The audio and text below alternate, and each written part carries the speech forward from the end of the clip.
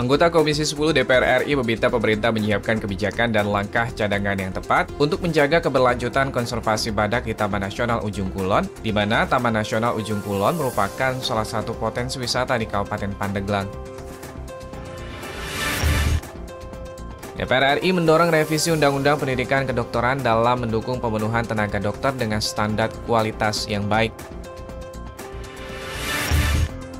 Mengantisipasi tingginya kasus aktif COVID-19 di Jakarta, Wakil Ketua DPR RI Sufmi Dasko Ahmad mendesak pemerintah memfungsikan Asrama Haji Pondok Gede menjadi tempat isolasi sementara pasien COVID-19.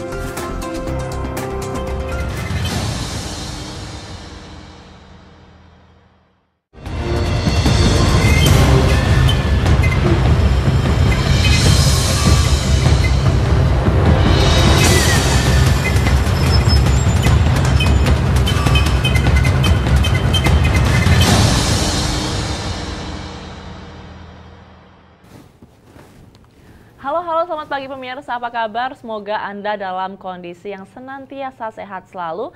Dan kami kembali menyapa Anda dalam program Suara Parlemen Pagi edisi Kamis 24 Juni 2021 bersama saya Ayu Rahmawati dan juga rekan saya. Dan dengan saya Subki Abdul. Dan seperti biasanya hari ini kita akan menyajikan berbagai macam informasi mengenai aktivitas dan juga dinamika dari Parlemen DPR RI. Ya, dan pasti sekali lagi nih sering kali kita mengingatkan kepada pemirsa di rumah, seluruh pimpinan dan juga anggota DPR dan juga Sekjen DPR RI mengingatkan kepada Anda untuk mematuhi protokol kesehatan, sayangi diri Anda dan juga keluarga terdekat Anda. Pastikan selalu menggunakan masker dan juga jangan lupa mencuci tangan dengan menggunakan hand sanitizer maupun juga sabun yang air mengalir. Pastikan juga selalu menjaga jarak dan kurangi atau menjaga jauhi kerumunan dan juga kurangi mobilitas.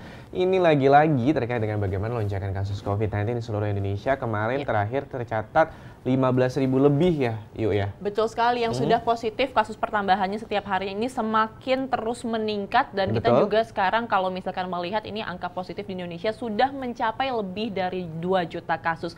Dan kalau kita lihat juga nih kemarin Kemenkes sempat merilis data bahwa sekarang positivity rate di Indonesia itu sudah mencapai angka 51%. Jadi ibaratnya kalau misalkan 2 orang dites maka 1 akan positif. Dan katanya juga ini kalau misalnya dulu dropletnya makanya kita harus wajib menggunakan masker.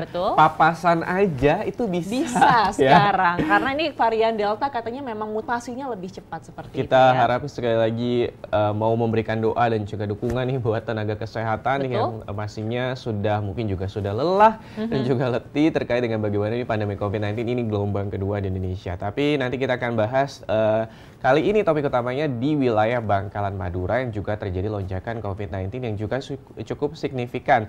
Tapi nanti di segmen akhir bersama dengan anggota DPR RI, tapi sebelumnya saya akan membacakan terlebih dahulu nih informasi pertama pemirsa terkait dengan kelangsungan konservasi Taman Nasional Ujung Kulon yang berpengaruh pada pariwisata. Ini anggota Komisi 10 DPR RI meminta pemerintah menyiapkan kebijakan dan juga langkah cadangan yang tepat untuk menjaga keberlanjutan konservasi badak di Taman Nasional Ujung Kulon, di mana Taman Nasional Ujung Kulon merupakan salah satu potensi wisata di Kabupaten Pandeglang.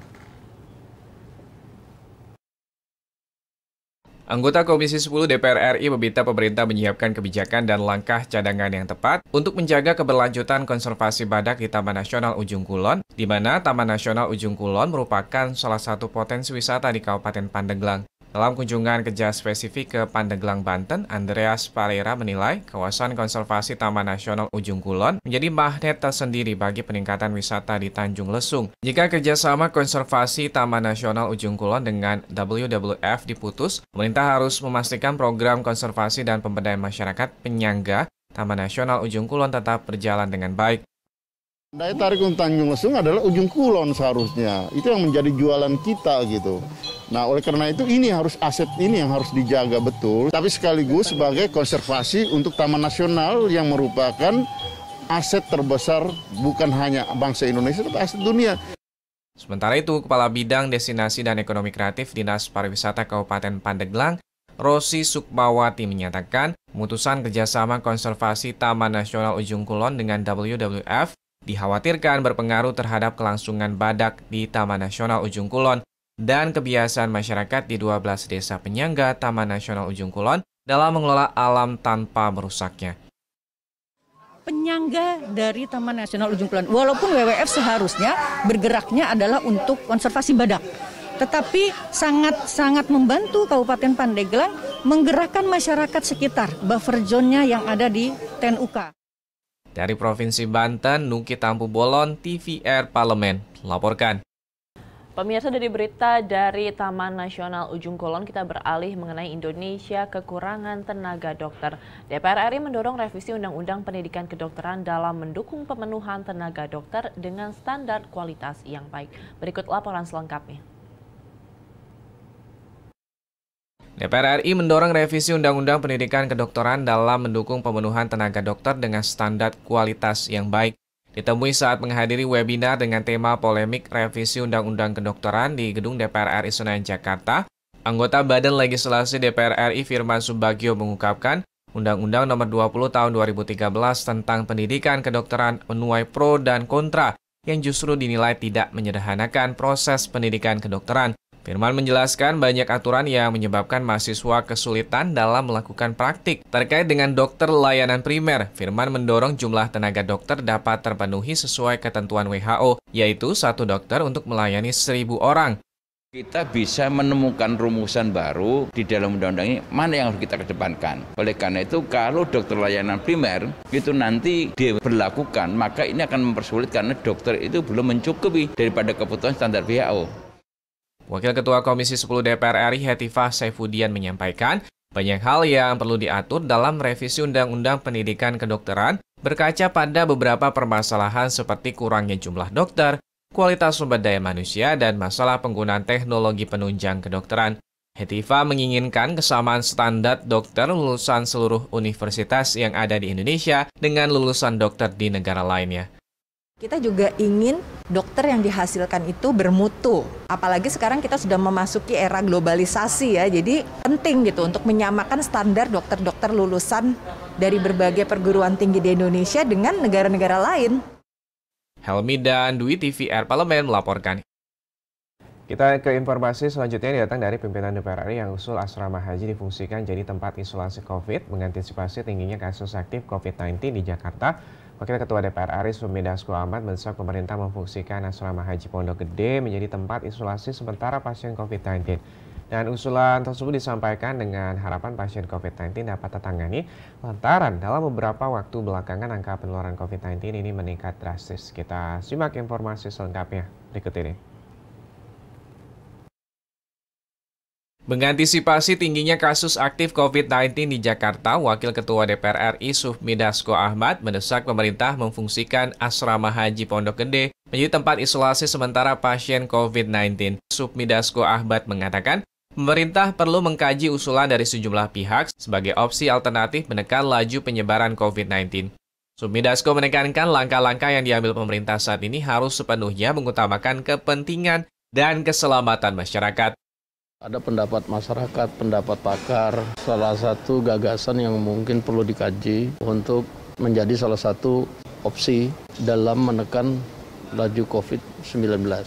Karena yang paling penting, pemerintah harus mengambil langkah-langkah yang mengutamakan keselamatan masyarakat.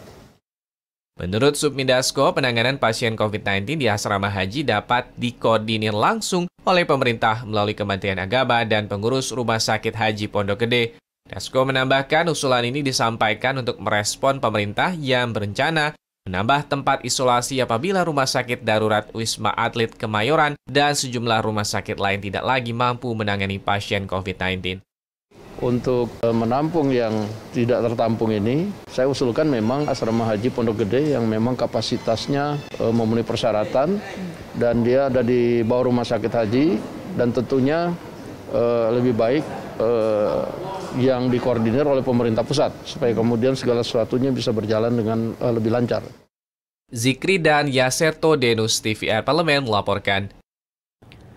Pemirsa, rencana pembelajaran tatap muka harus kembali dikaji. Komisi 10 DPR RI meminta Kementerian Pendidikan Kebudayaan, Riset, dan Teknologi mengkaji ulang rencana pemberlakuan pembelajaran tatap muka. Berikut laporan selengkapnya.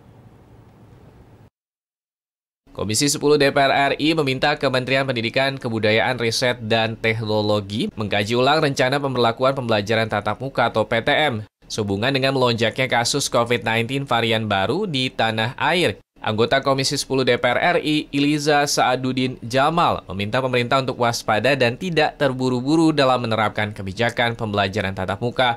Kendati demikian, daerah dengan status zona hijau tetap bisa melaksanakan kebijakan pembelajaran tatap muka. Kalau memang zonanya memang zona merah, zona hitam, bahkan kemudian orange dan sebagainya, ini sebaiknya pembelajaran tatap muka ditunda gitu ya. Karena penyelamatan jiwa masyarakat ini jauh lebih penting. Tapi wilayah-wilayah yang memang sudah landai kasusnya, bahkan ada yang zero kasus dan sebagainya, ya tentu ini tetap harus dilaksanakan. Anggota Komisi 10 DPR RI Mujib Rohmat mengaku prihatin jika PTM harus ditunda pasca kembali melonjaknya kasus COVID-19.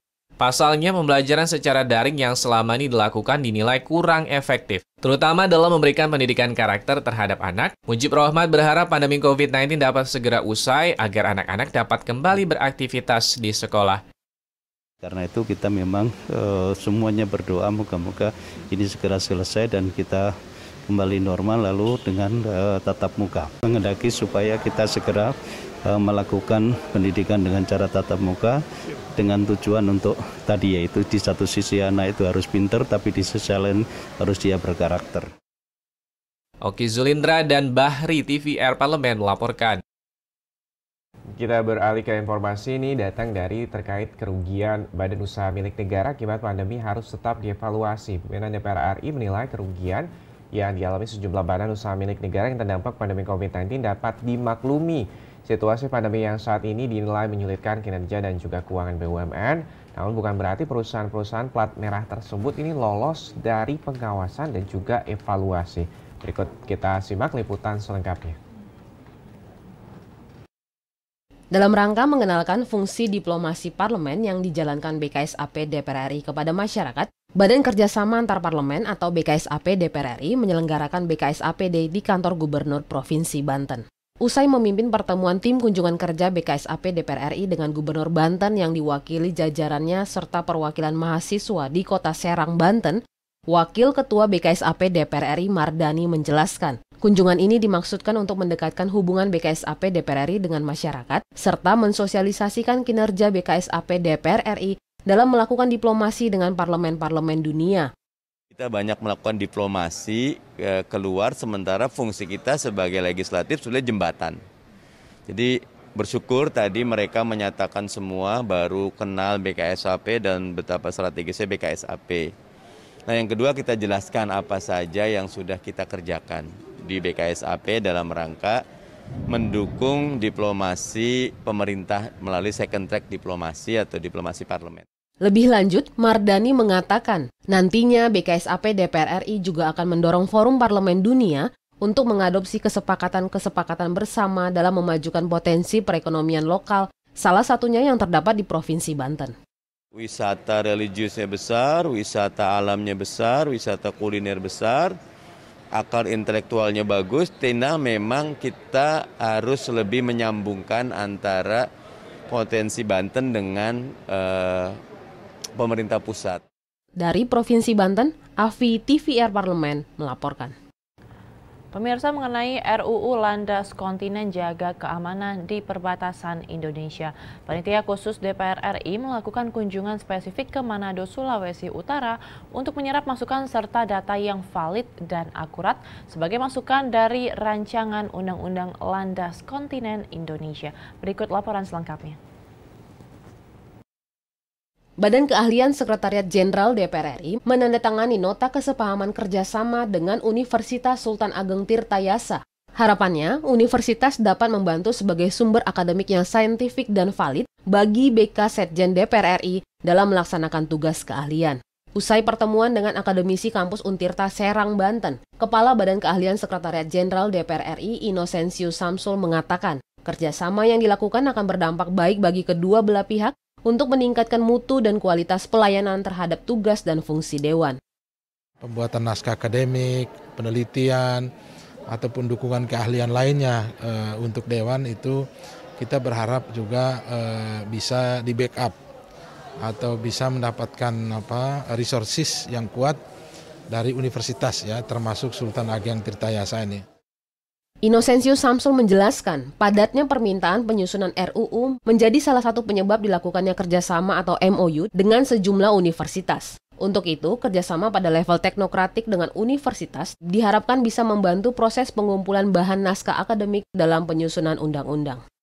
RUU penyadapan ya dengan Untirta, itu ada diskusi juga mengenai RUU Migas, Badan Keahlian juga berdiskusi dengan Fakultas Hukum UI. Pada saat yang bersamaan juga ya, kita juga sebenarnya sedang ada diskusi soal RUU Migas juga dengan Fakultas Hukum, narasumbernya dari UGM ya. Jadi kita mencoba untuk menjaring berbagai masukan itu. Dari Provinsi Banten, Panji TVR Parlemen melaporkan. Ya mirsa, tadi telah kami bacakan kepada Anda 6 berita utama yang telah tim kami rangkum di segmen pertama, dan tadi salah satunya membahas mengenai kegiatan tatap muka yang sekarang kembali dikaji ulang. Ini kalau misalkan melihat hal tersebut, mungkin kita bisa melihat beberapa waktu ini sudah terjadi learning loss, dan kemarin sempat ada pilot projectnya ingin dilaksanakan selama 2 hari dalam 1 minggu, tapi kemudian memang harus di-cancel lagi. Kalau kira-kira setuju atau enggak nih dengan pastinya kalau dengan meningkatnya angka COVID-19 ini, kita harapkan pelajaran tatap muka, kita tahu nih mungkin siswa-siswi dan juga adik-adik kita nih sudah rindu, kangen sekali untuk bisa bertemu dengan kawan-kawannya dan juga untuk belajar secara tatap muka.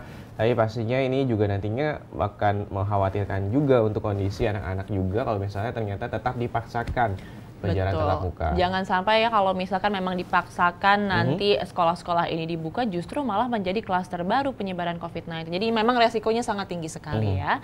Dan pemirsa, setelah ini kita akan jeda sejenak, nanti kita akan kembali lagi dan akan membacakan mengenai headline surat kabar yang terbit pada hari ini. Tetap bersama kami.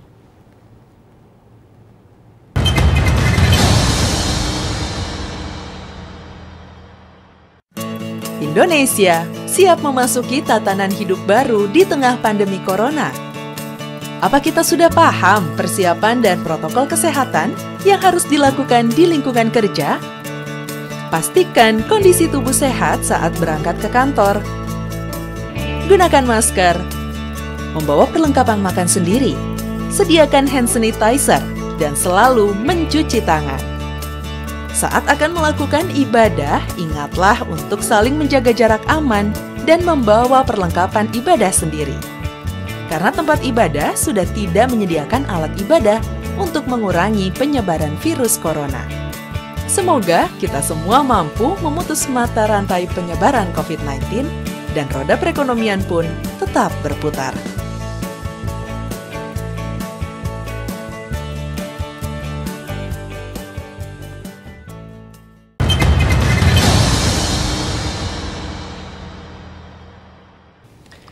Ya, pemirsa, kita kembali dalam Suara Parlemen, dan pada segmen kali ini kita akan membahas mengenai headline surat kabar. Sudah ada harian Kompas ya Uki hari ini ya? Betul.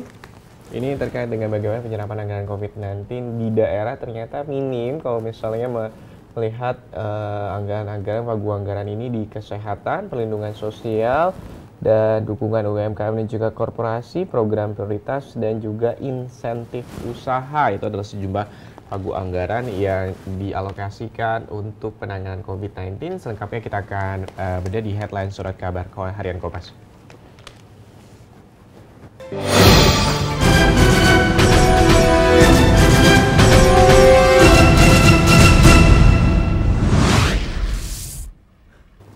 Di harian surat kabar Kompas ini terkait penyerapan anggaran COVID-19 minim di tengah lonjakan kasus COVID-19 di Pulau Jawa. Penyerapan anggaran penerapan COVID-19 di sejumlah daerah ini masih amat rendah. Pemerintah pusat mendorong pemerintah daerah membantu percepatan penanganan pandemi COVID-19. Akan tetapi di sejumlah daerah penyerapan anggaran untuk keperluan penanganan kesehatan tak berjalan optimal. Di Kota Tegal, Jawa Tengah misalnya, anggaran yang diserap baru mencapai 16,5 miliar rupiah atau baru sekitar 28% dari total alokasi lebih dari 57 miliar rupiah. Mungkin ini salah satunya memprihatinkan adalah alokasi anggaran untuk insentif nakes juga ya, yang mungkin sampai saat ini belum benar-benar bisa terdistribusi dengan baik. Dan kita berharap juga semoga nantinya nih alokasi dari serapan anggaran terkait COVID-19 ini benar-benar bisa efektif supaya nantinya ini pencegahan maupun juga penanganan COVID-19 di lapangan bisa menjadi maksimal. Ya. Beralih kepada berita selanjutnya pemirsa, dari Kompas masih membahas mengenai mengelola kewarasan di tengah pandemi. Berbagai ketidakpastian dan berita duka yang terjadi selama pandemi COVID-19 membuat kesehatan dan jiwa seseorang rentan tertekan. Dalam kondisi seperti ini, upaya untuk mengelola stres dan menjaga stabilitas emosi menjadi sangat penting. Guru Besar Psikologi Klinis Universitas Padjadjaran, Sawitri Supardi, mengatakan pandemi yang berkepanjangan ini memberikan efek emosional dan juga sosial yang cenderung depresif bagi masyarakat. Dalam menjalani aktivitas, seseorang pun akan menjadi lebih khawatir dan juga ketakutan. Ya, ini di tengah COVID-19 pastinya kalau misalnya membahas terkait dengan sisi psikologis juga mungkin sebagian masyarakat ini merasa tertekan juga kalau misalnya lihat 2 tahun belakangan ini bagaimana kondisi ekonomi yang juga menurun, terkait dengan juga bagaimana juga aktivitas juga terbatas. Betul, mungkin ini juga menjadi salah satu kekhawatiran ya. Ya, mungkin ini menjadi hal yang dilematis juga ini ketika masyarakat harus tetap menjaga kesehatannya, namun juga sekarang roda perekonomian sedang tidak semulus dulu, menjadi satu sisi yang pastinya menyerang psikologis juga, dan ini mungkin akan berpengaruh kepada imun yang menurun begitu ya, Oke ya. Dan pemirsa, setelah ini kita akan jeda kembali dan nanti kita akan membahas tajuk hari ini mengenai ini daerah Bangkalan terjadi lonjakan COVID-19 yang signifikan. Tetap bersama kami.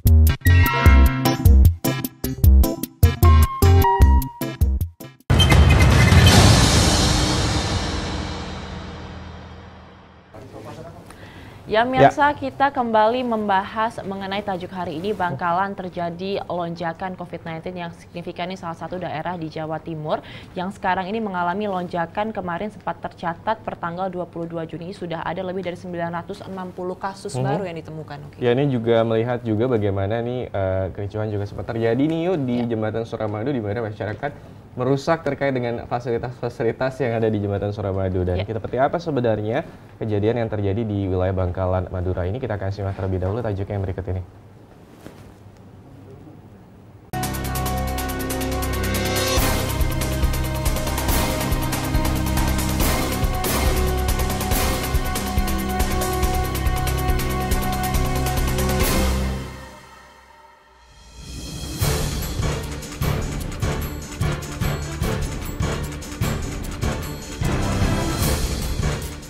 Melonjaknya kasus COVID-19 di Jawa Timur.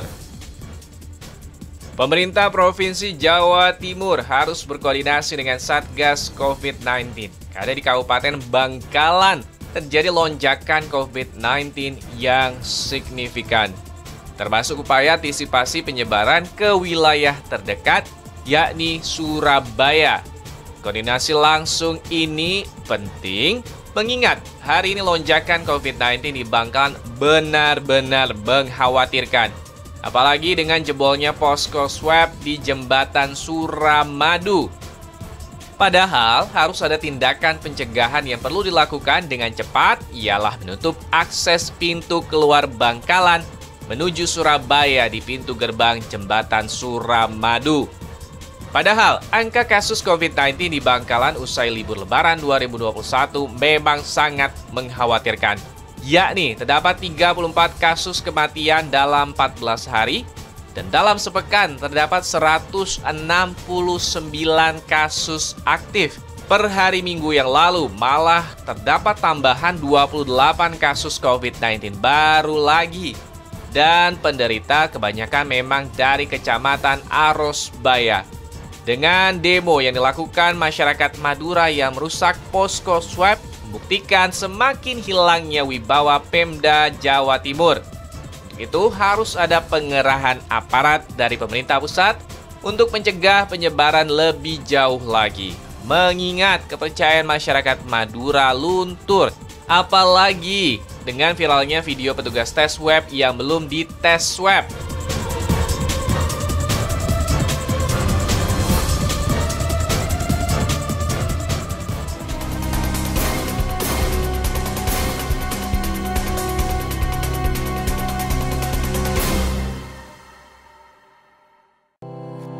Tugas dan fungsi DPR RI sangat penting bagi negeri ini sebagai pengemban amanat rakyat. Namun tidak banyak yang tahu apa saja fungsi dan tugas dari DPR. DPR mempunyai 3 fungsi pokok, yaitu legislasi, anggaran, dan pengawasan. Ketiga fungsi tersebut harus dilaksanakan dalam kerangka fungsi representasi yang mengedepankan kepentingan rakyat berdasarkan aspirasi masyarakat dan untuk kesejahteraan rakyat. Dari fungsi legislasi, DPR RI mempunyai tugas dan wewenang untuk menyusun dan menetapkan program legislasi nasional bersama dengan pemerintah, menyusun dan membahas rancangan undang-undang, menerima rancangan undang-undang dari DPD, membahas rancangan undang-undang yang diusulkan oleh Presiden ataupun DPD, menetapkan undang-undang bersama dengan Presiden, menyetujui atau tidak menyetujui peraturan pemerintah pengganti undang-undang yang diajukan Presiden untuk ditetapkan menjadi undang-undang.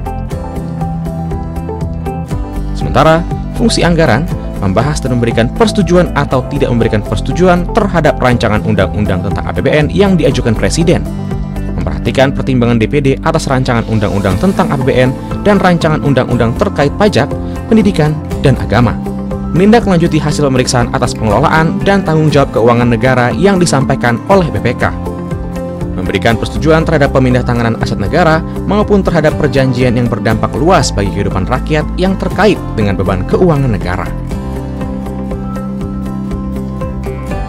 Dan fungsi pengawasan, melakukan pengawasan terhadap pelaksanaan undang-undang, APBN, dan kebijakan pemerintah, membahas dan menindaklanjuti hasil pengawasan yang disampaikan oleh DPD terkait pelaksanaan undang-undang mengenai otonomi daerah, pembentukan, pemekaran, dan penggabungan daerah, pengelolaan sumber daya alam dan sumber daya ekonomi lainnya, pelaksanaan APBN, pajak, pendidikan, dan agama. Terima kasih. Video ini dipersembahkan oleh TV dan Radio Parlemen, Biro Pemerintahan Parlemen, Sekretariat Jenderal, dan Badan Keahlian DPR RI. Iya pemirsa, terima kasih Anda masih menyaksikan Suara Parlemen Pagi dan masih bersama dengan saya Supiandun juga rekan saya Rahmawati. Tapi di tengah kami sudah hadir narasumber kami Bapak Slamet Aryadi, Komisi 4 DPR RI dari fraksi Partai Amanat Nasional, daerah pemilihan Jawa Timur 11. Selamat pagi Pak, apa kabar? Selamat pagi, alhamdulillah. Dalam kondisi sehat selalu ya Pak ya? Sehat, alhamdulillah. Sudah divaksin 2 kali juga? Alhamdulillah. Sudah aman pastinya Pak, insya Allah? Aman, insya Allah. Ya Bapak, ini kalau misalkan kita melihat nih Pak, ini kondisi di Jawa Timur, khususnya ini di Dapil Bapak ya, ini di Bangkalan, ini kan kemarin sempat ada penaikan lonjakan kasus yang kalau kita lihat secara statistik itu signifikan Pak. Kemarin dalam waktu kurang dari 1 bulan, ini dari 54 kasus, kalau saya tidak salah, sekarang sudah melonjak menjadi lebih dari 960 kasus ya Pak ya. Betul, betul. Bapak melihat ini bagaimana Pak? Apa yang terjadi di sana Pak?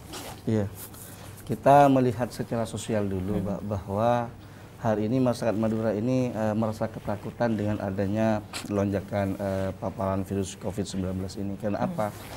Ini jauh-jauh sebelumnya bahwa COVID ini masuk 2020 per bulan 3 di Indonesia, masyarakat Madura ini tidak merasa ketakutan. Cuman akhir ini masyarakat Madura per tanggal 17 Juni kemarin, khususnya daerah Bangkalan ini masuk zona merah.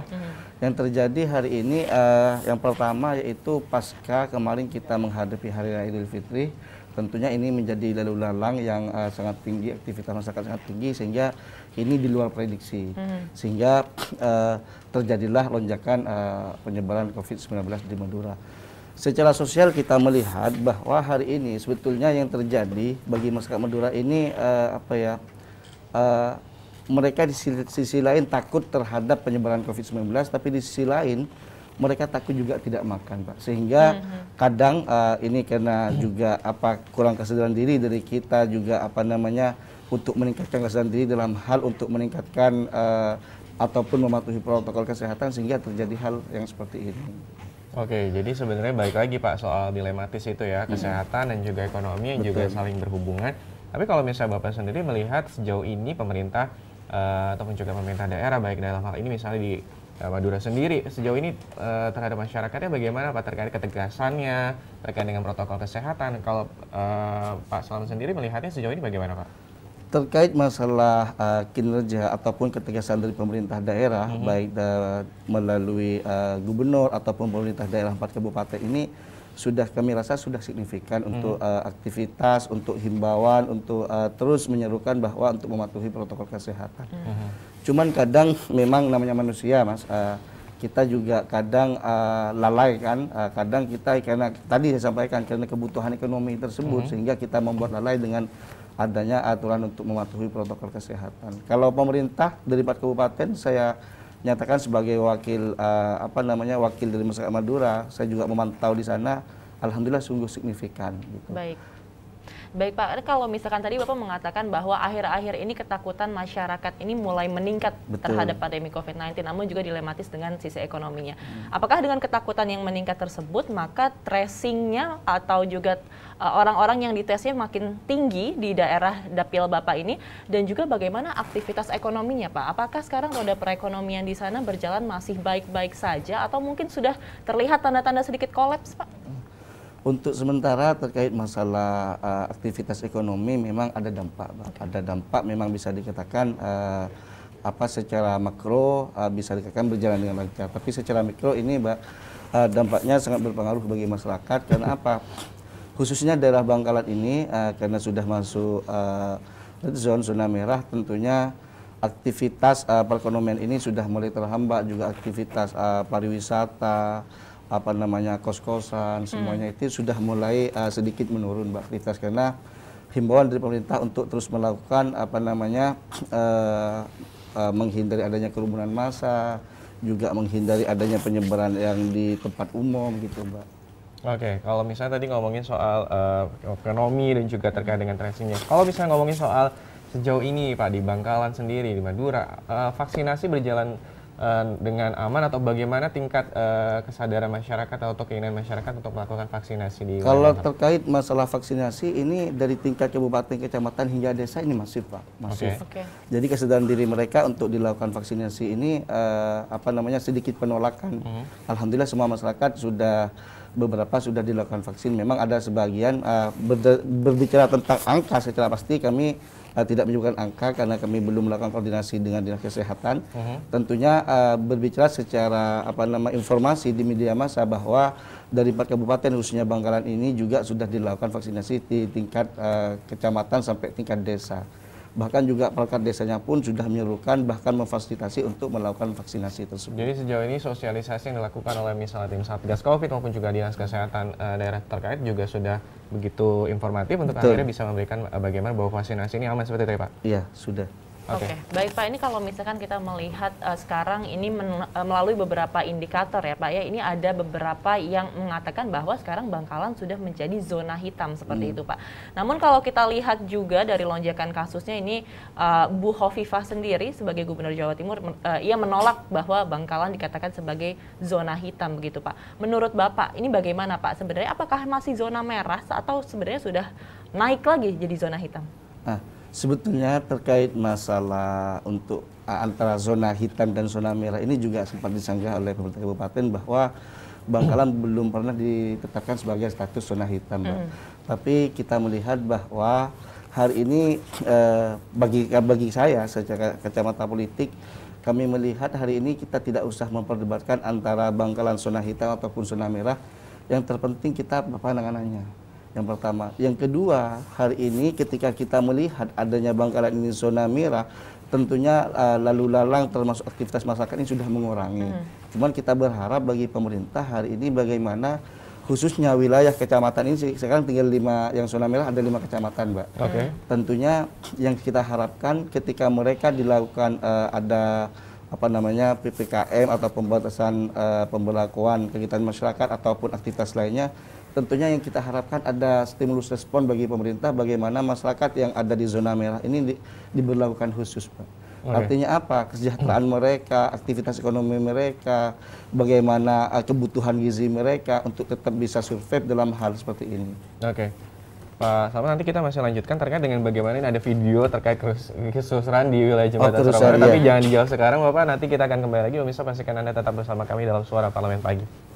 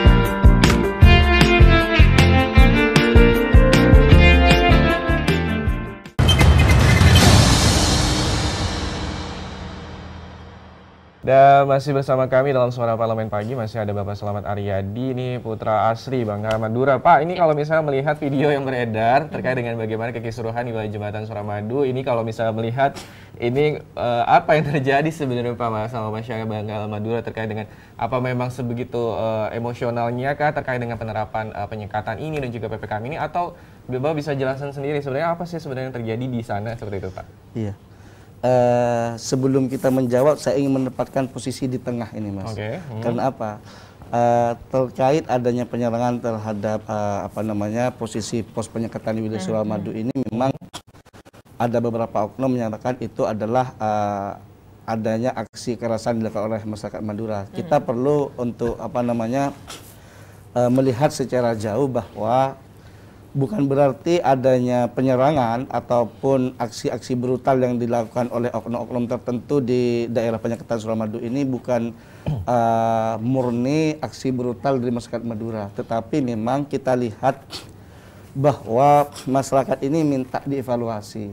Adanya penyekatan bukan berarti mereka menolak untuk dilakukan swab antigen, ataupun bukan berarti mereka tidak ingin mematuhi protokol kesehatan. Tapi di sisi lain, ini secara psikologis kami sebelum penyerangan ini terjadi, kami sudah melakukan sidak monitoring pengawasan di daerah sisi Suramadu, sisi Surabaya. Kami mengontrol langsung dan kami berharap kepada petugas gugus COVID di sana bahwa karena aktivitas yang dilakukan penyekatan ini secara mayoritas adalah dari masyarakat Madura, karena persis dari pintu masuk Suramadu itu penyekatannya persis pintu keluar, baru di situ dilakukan penyekatan dan lakukan tes swab antigen. Namun kita berharap di sana bahwa dengan adanya penyekatan ini perlu melakukan pendekatan secara sosial kepada masyarakat Madura. Juga perlu melakukan pendekatan ataupun sosialisasi bahwa adanya penyekatan ini bukan semata-mata untuk melakukan diskriminasi kepada masyarakat Madura. Karena yang terjadi di media sosial, anggapan masyarakat ini ada diskriminasi terhadap masyarakat Madura.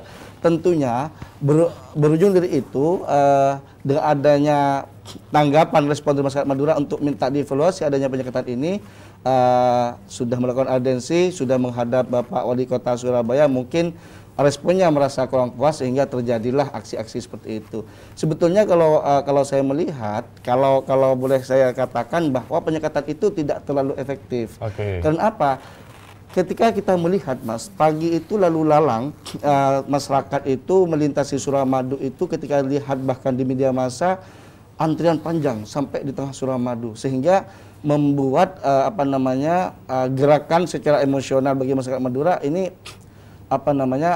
memuncaklah emosi mereka untuk mungkin dengan gerakan seperti itu mungkin bisa mendapatkan evaluasi. Sebetulnya orang Madura ini keras, Pak, tapi juga santun. Tergantung bagaimana kita bersikap ataupun bagaimana kita perlu melakukan pendekatan secara sosial kultur seperti itu. Jadi Jadi ini tidak semata-mata salahnya teman-teman masyarakat Madura semua begitu. Baik Pak, ini kalau misalnya kita melihat memang kan sangat disayangkan sekali ya sebenarnya terjadi kericuhan di Suramadu itu kemarin, dan juga mengenai tes swab antigen dan juga penyekatannya itu sendiri Pak dari kebijakan pemerintah. Apakah sebelumnya belum ada sosialisasi sehingga terjadi penolakan dari masyarakat?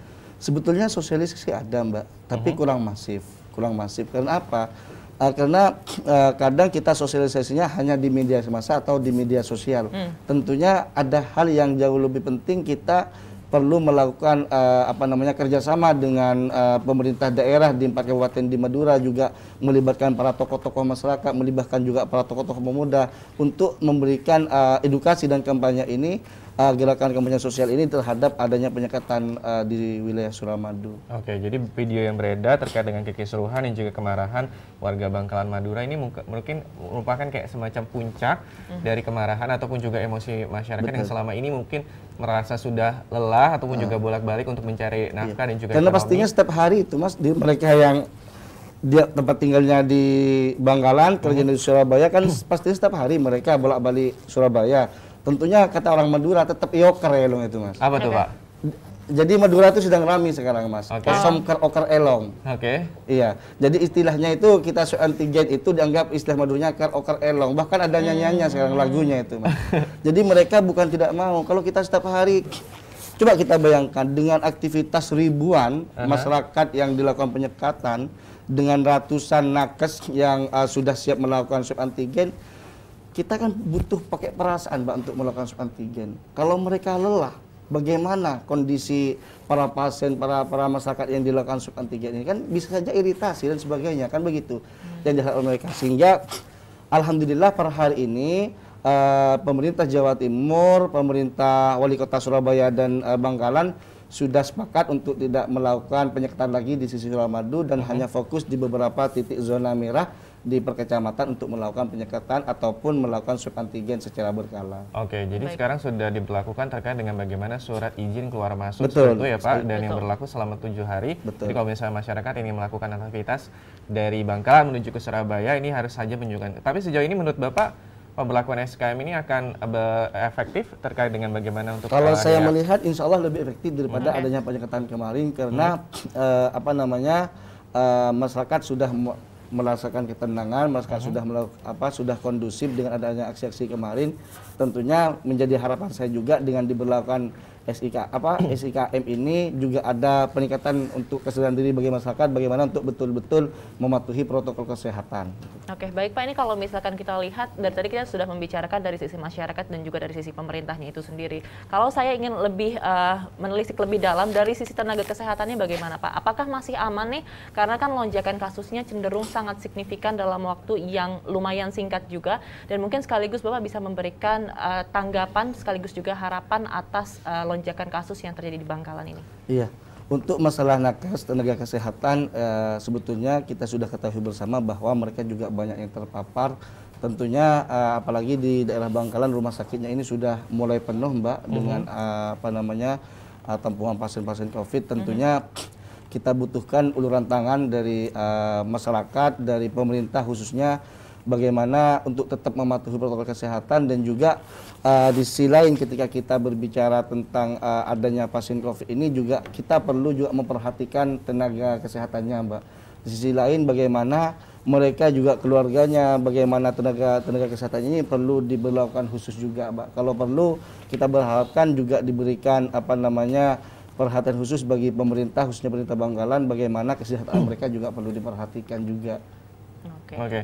Ya Pak, kalau misalnya kita ngomongin ini, kalau misalnya di kali ini tadi misalnya membahas terkait dengan bagaimana anggaran-anggaran, kalau misalkan COVID-19 ini sudah berlangsung kurang lebih 2 tahun, ada bantuan-bantuan sosial juga yang diberikan oleh pemerintah. Sejauh ini Pak, penyerapan anggaran atau pemerintah daerah kabupaten di Madura sendiri untuk melakukan bagaimana akhirnya bisa memberikan insentif dari UMKM atau juga memberikan bantuan kepada para masyarakat miskin, itu sejauh ini yang Bapak lihat di wilayah Bapak seperti apa Pak? Di sementara secara angka kami tidak bisa menjawab, cuman berdasarkan informasi bahwa juga pemerintah daerah juga memberlakukan dan memberikan bantuan sosial bagi masyarakat terdampak COVID-19. Cuman hari ini beda Mas, artinya masyarakat terdampak COVID ini dari tahun sebelumnya dengan per tanggal 17 Juni kemarin ini beda. Tentunya kita butuh sentuhan khusus bagi wilayah ataupun kecamatan yang memang yang sudah masuk zona merah. Kita yakini bahwa pemerintah ini sudah berupaya bekerja keras, tapi dalam hal ini pasti juga ada yang namanya kekurangan kan seperti itu. Cuman di sisi lain kita juga mengharap bahwa adanya wilayah ataupun kejadian melonjaknya COVID-19 di wilayah Bangkalan ini, pemerintah provinsi ataupun kabupaten perlu juga memberikan bantuan sosial secara khusus juga gitu. Oke. Baik, terima kasih banyak Pak Selamat Aryadi, anggota Komisi 4 DPR RI dari fraksi PAN Dapil Jawa Timur 11 ya Pak ya. Titip salam Pak untuk rekan-rekan semua yang ada di daerah pemilihan Bapak, terutama di Bangkalan ini, semoga angka COVID-nya segera turun dan cepat teratasi ya Pak ya. Baik, dan pemirsa, demikianlah perbincangan tadi sekaligus juga mengakhiri perjumpaan kita pada Suara Parlemen edisi hari ini. Saya Ayu Rahmawati dan juga rekan saya. Dan saya Subki Abdul beserta seluruh kerabat kerja bertugas mengucapkan terima kasih atas perhatian Anda. Sampai jumpa. Pak, terima kasih banyak Pak. Salam sehat selalu.